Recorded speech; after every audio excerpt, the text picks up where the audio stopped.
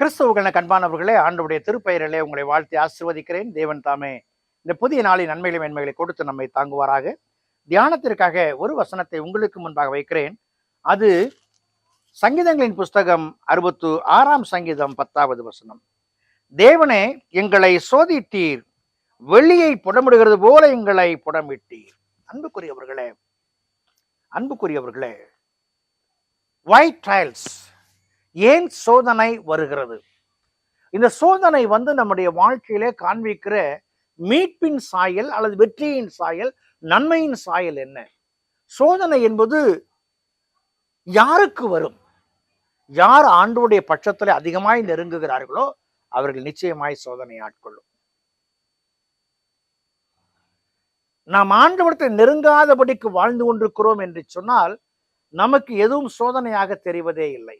பாருங்கள், இந்த தபசு காலங்களை நாம் சிந்திக்கும் பொழுது, இந்த 40 நாள் உபவாசத்தை மேற்கொள்ளும் பொழுது, 40 நாள் நம்மை சீரமைக்க முற்படும் பொழுது, நம்முடைய வாழ்வு நெறிகளை முறைப்படுத்த முற்படும் பொழுது, பக்தி மார்க்கத்திலே விருத்தி அடைய முற்படும் பொழுது நாம் மேற்கொள்கிற பல்வேறு விதமான இக்கட்டுகள் உண்டு.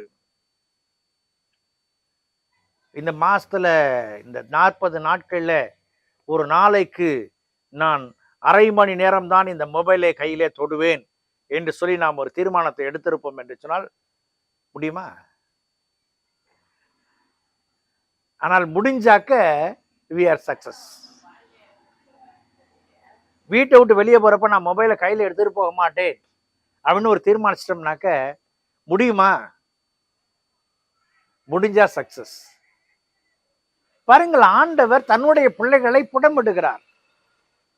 40 நாள் ஆண்டவர் உபவாசம் இருந்ததற்கு பின்பதாக சோதனைக்காரன் இடத்துல சோதிக்கிறான்.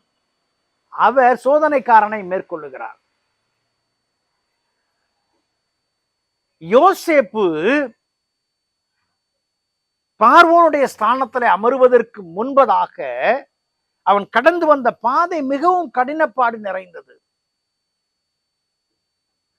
சகோதரர்களால் பகைக்கப்படுகிறான், விற்கப்படுகிறான், போத்திபாருடைய வீட்டிலே துக்கப்படுகிறான், சிறைச்சாலையிலே அவமானத்தோடு கிடக்கிறான்.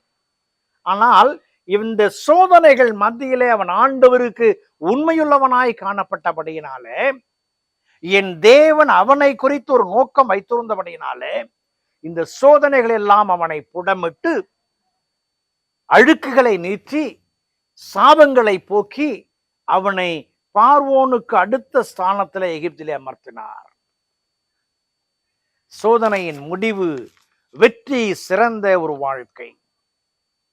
இன்றைக்கு நீங்களும் நானும் இந்த உலக போராட்டத்திலே சோதனைகளை சிக்கி தவிக்கும் பொழுது, என் மீட்பர் உயிரோடு இருக்கிறார், என் மீட்பர் என்னை ரட்சிக்கிறவர், நான் சோதனை எதிர்கொண்டு வெற்றியை காண்பேன் என்று அடியெடுத்து வைத்தால் எங்கும் எதிலும் வெற்றி உண்டு என்பதில் மாற்றமில்லை.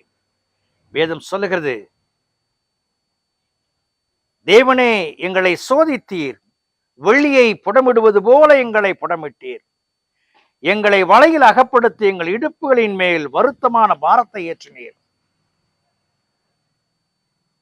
இதையெல்லாம் செஞ்சோன்னே அதிலெல்லாம் வெற்றி பெற்றதற்கு பின்பதாக சர்வாங்க தகன பலிகளோட உமது ஆலயத்திற்குள் பிரவேசிப்பேன். என்ன தெளிவான வார்த்தை! என் ஆண்டவர் இந்த உலக வாழ்க்கையில நம்மோடு இருக்கிறார். என்னை புடமிடுவது நான் ஆண்டவருக்கு உகந்தவனாய் வாழ்வதற்காக. புரிந்து கொண்டு அடியெடுத்து வைப்போம். கடவுள் நம்மை பலப்படுத்துவார். ஜெபம் செய்வோம். கிருபை நிறைந்த நாள் ஆண்டவரே, இந்த நாளுக்காய் இந்த விளைக்காய் நன்றி செலுத்துகிறோம். புடமிடுதலை குறித்து நாங்கள் துக்கிக்காதபடிக்கு எங்களை உமக்கு நேராக திருப்புவதற்கு புரிந்து கொண்டு உம்மிடத்துல பட்சமாயிருக்க உதவி செய்யும் ஆசிரியர். இயேசுவில் ஜெபிக்கிறோம், ஜெபக்குள்ள பிதாவே, ஆமென்.